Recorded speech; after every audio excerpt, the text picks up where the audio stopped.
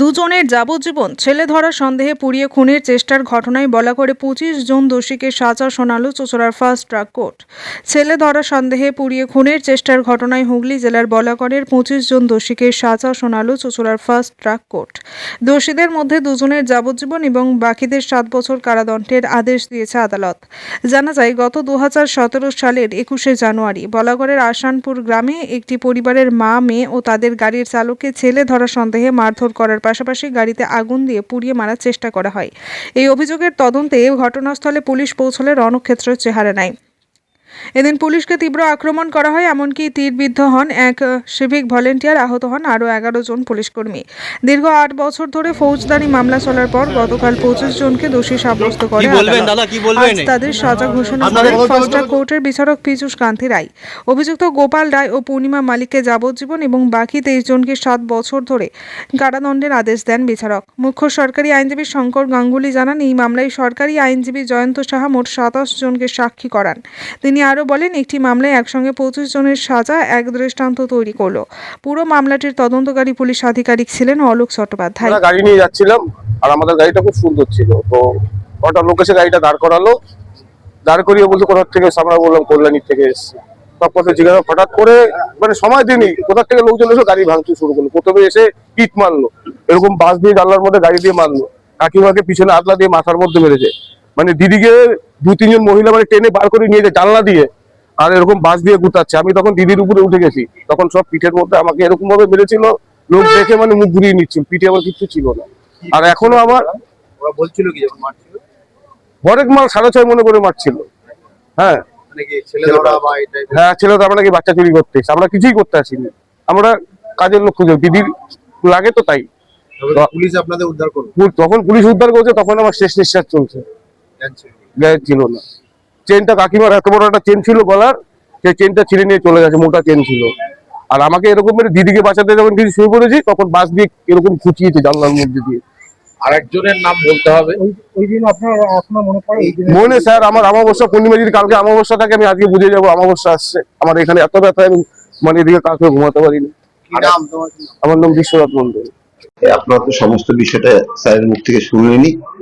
এই মামলা বর্তমানে একটা দৃষ্টান্ত হয়ে থাকবে যে পুলিশ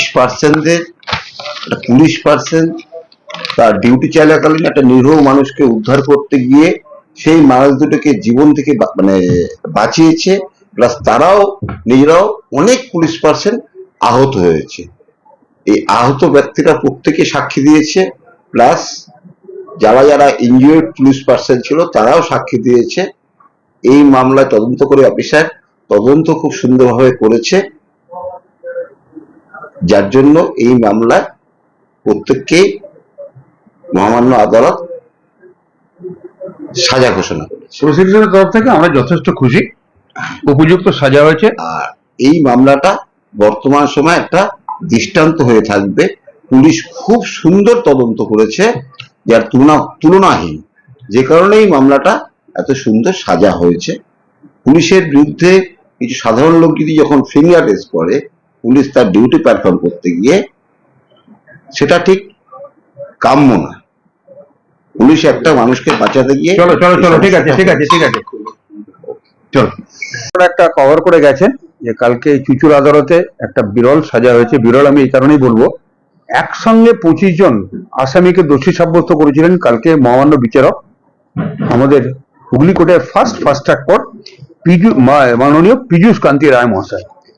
তিনি কালকে 21 জনকে দোষী সাব্যস্ত করেছেন। কোন মামলায়? মামলাটা হচ্ছে 2017 সালে একটা ছেলে ধরা সন্দেহে একটা শিক্ষিত একটা পরিবার, শিক্ষিত বা যাই হোক না কারণ যে কোনো একটা পরিবার, তিনি কল্যাণী থেকে তারা মা মেয়ে তাদের ড্রাইভার নিয়ে গাড়িতে করে এসেছিলেন বলাগড়ের একটা গ্রামে কাজের লোকের সন্ধানে, এবং তাদেরকে ছেলে ধরার সন্ধানে যেভাবে তাদের মারধর করা হয়েছে এবং তাদেরকে জ্যান্ত পুড়িয়ে ফেলবার জন্য তাদের গাড়িতে আগুন পর্যন্ত ধরিয়ে দেওয়া হয়েছিল।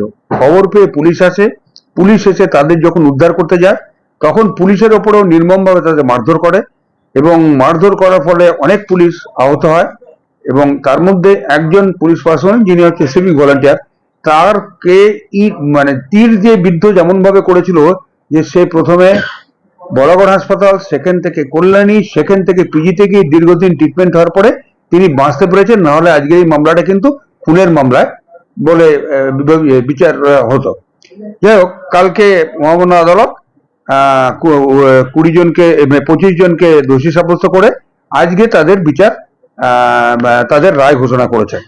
আপনাদের কালকেই বলেছিলাম যে প্রত্যেকটা আসামিকে এরকম ভাবে তাদের নেওয়া হয়েছিল কিভাবে না, প্রত্যেকটা আসামিকে 435, 149, 307 রেড উইথ 149, 300 না তাদের প্রত্যেকে 435 red with 149, 326 red with 149, 333 red with 149, এই প্রত্যেককে কিন্তু এই কটা ধারাতে কমনলি তাদের গিল্টি হোল্ড করা হয়েছিল। আর দুজনকে, যাদের নাম হচ্ছে গোপাল রায় এবং পূর্ণিমা মালিক, এই দুজনকে গতকালই মহামান্য আদালত 307 রেড উইথ 149 ধারায় দোষী সাব্যস্ত করেছিলেন। আজকে তাদের সাজার ঘোষণা হলো। এই প্রথমে বলি, গোপাল রায় এবং পূর্ণিমা মালিক যাদের 307 রেড উইথ 149 দোষী সাব্যস্ত করেছেন, তাদের মহামান্য আদালত যাবজ্জীবনের কারাদণ্ড দিয়েছেন এবং এছাড়া বাকি প্রত্যেককে অর্থাৎ 23 জনকে অন্য 3টে ধারায় 435, 326, 333 রেড উইথ 149 সেই ধারাতে প্রত্যেককে 7 বছর করে কারাদণ্ড দিয়েছেন এবং সেই সঙ্গে 5,000 টাকা জরিমানা। এইভাবেই, এবং সেই প্রত্যেকটা যে কনভিকশন যেটা হচ্ছে সাজা, সেটা একই সঙ্গে চলবে। তা এটা তো একটা চুঁচুড়া আদালতে একটা বিরল ঘটনার একটা দুর্ধর্ষ রায় হয়েছে এবং এরকম ঘটনা, এবং পুলিশ উপযুক্ত তদন্ত করেছে। পুলিশ মানুষকে বাঁচাতে গিয়ে যেভাবে আক্রান্ত হয়েছে, এই বিচারের রায়টা এইভাবে না হলে পারে কিন্তু ঠিক জনগণের কাছে বার্তাটা সঠিক পৌঁছতো না। এই রায়তে এবং যথোপযুক্ত রায় হয়েছে, আমি তো যথেষ্ট খুশি। এবং এই মামলাটা আমি বিচার করার দায়িত্ব দিয়েছিলাম জয়ন্ত শাহকে, আমারই সতীর্থ, এবং তারপরে সে আমার ছাত্রও বটে, বসন কলেজে আমার কাছে ল পাস করেছে সে। তা আমরা দুজনেই খুশি। হুগলি থেকে আব্দুল গফফারের রিপোর্ট, নতুন পেগাম।